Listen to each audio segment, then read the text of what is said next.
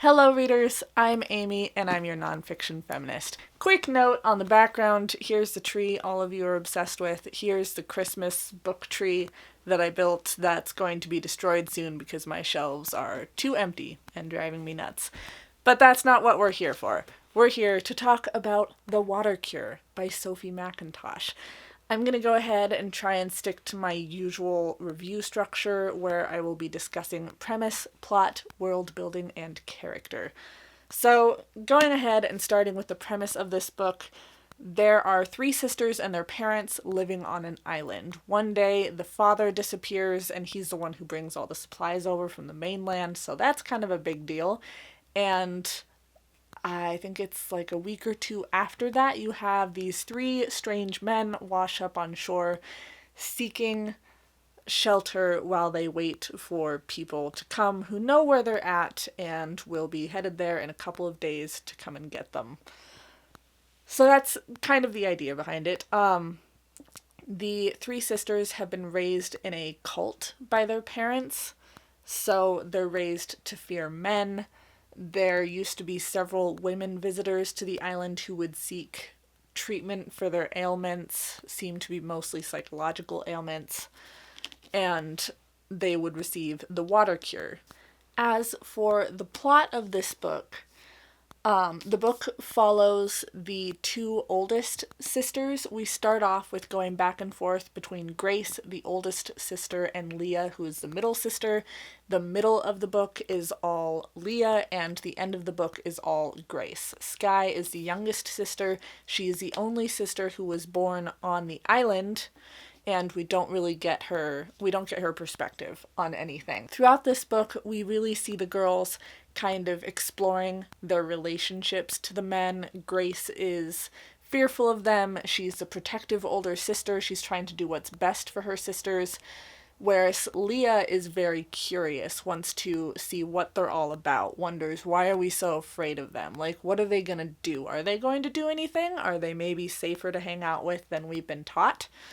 Along with their fear of men, there's also all of these rituals that the girls take part in. The girls themselves are actually the only ones to have never taken part in the water cure, which you kind of find out why towards the end of the book.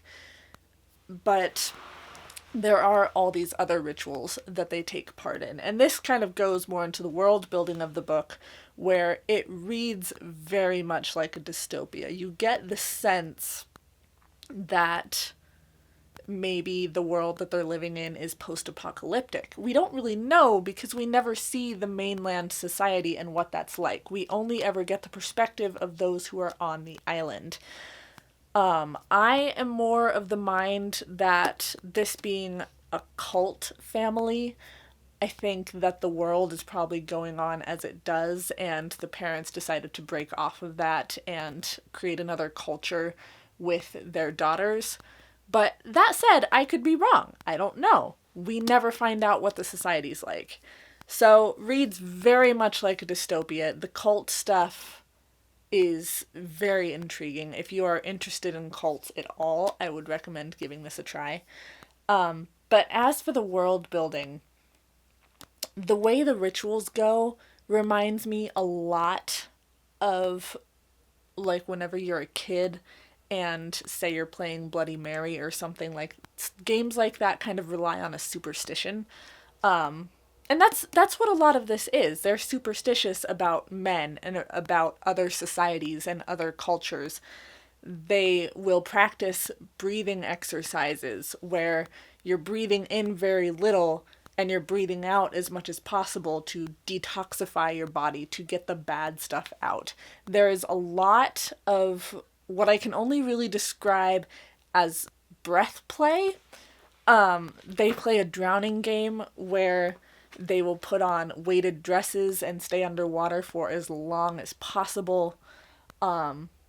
Just all these different breathing exercises to detoxify their bodies. It's very interesting. And another big thing to note with the world building of this book is you very much get the sense that they're teenagers.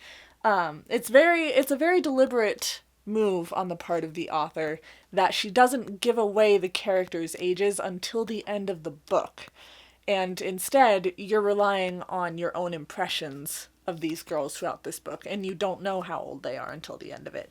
And it reads, to me, very much like girls who are 16 or 17, where they're starting to explore more in their lives. They're dealing with the hormones and the feelings. They're getting to hang out with boys.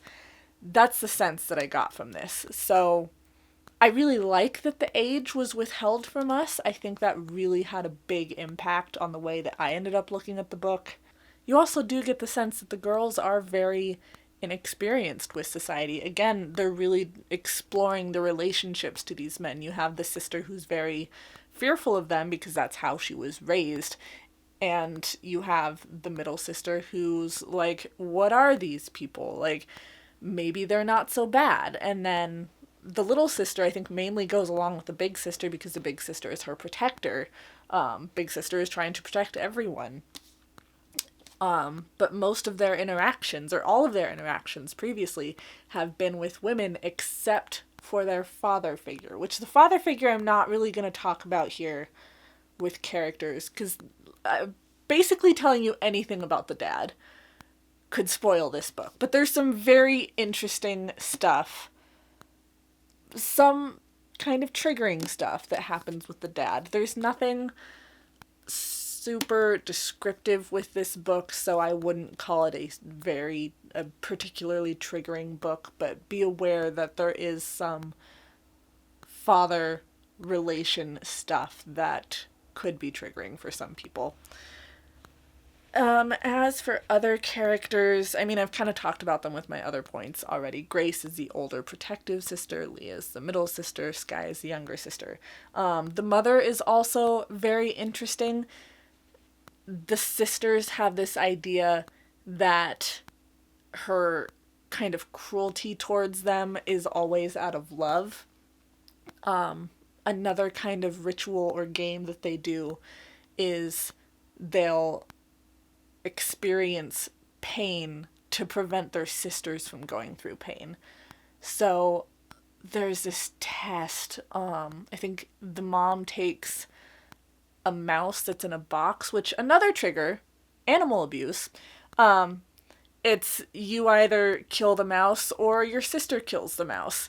And so the person who was asked to do it initially, who was given that choice, decides that she has to do it herself because she doesn't want her sister to experience that pain. And then next up is a test with a toad, which was really freaky that I don't really want to talk about. The animal abuse probably got me in this more than any of the other triggers. Again, not super descriptive here, but it's enough to be bothersome. And one big character point that I think is really, I get the sense that this character point is what's kind of making or breaking the book for a lot of people, and that's the three men that wash up on shore. This is described on the inside cover as a feminist revenge fantasy. With my idea of feminism, I wouldn't say this book is feminist. For me, and I've told you guys this in videos previously, feminism is about equality. Men and women having the same opportunities. People having the same opportunities as everyone else. In this book, there's not a single likable man in the book. All of the men in this book are just horrible people in one sense or another. And the women are trying to survive them and trying to heal from them and trying to get the toxic men away from them. And the best way that I have found out to say this is still not necessarily the best way to describe something, but the way I would describe this is that it feels like the author is a stereotype of an angry, man-hating feminist.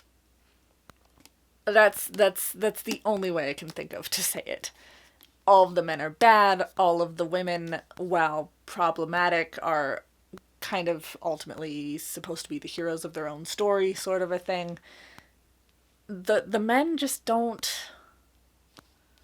feel all that realistic. The women have layers to them that the men were lacking in this book. And that's not my version of feminism. That's not my kind of feminism. That's really going to be dependent on perspectives. I also want to link a video up above by Cha Reads. She did a review of this book as well, saying that it had all the elements of a book that she would love. And ultimately it flopped for her because of the way that the quote-unquote feminism was represented in this book. All of this said, I really enjoyed this book. I will definitely reread it in the future. I really liked the story. I thought the cult part was super interesting. I liked the concepts explored in this book. I just think that it was not false advertising, but not necessarily true advertising. I think this book was reaching for an audience that it doesn't quite fit, but I would definitely recommend checking this book out from your local library and giving it a shot, because I do think the story is very, very interesting, and like I said, it's staying on my shelves. I will be rereading this in the future. So that is all from me today. I'm keeping this book up because I don't even want to look at my background right now.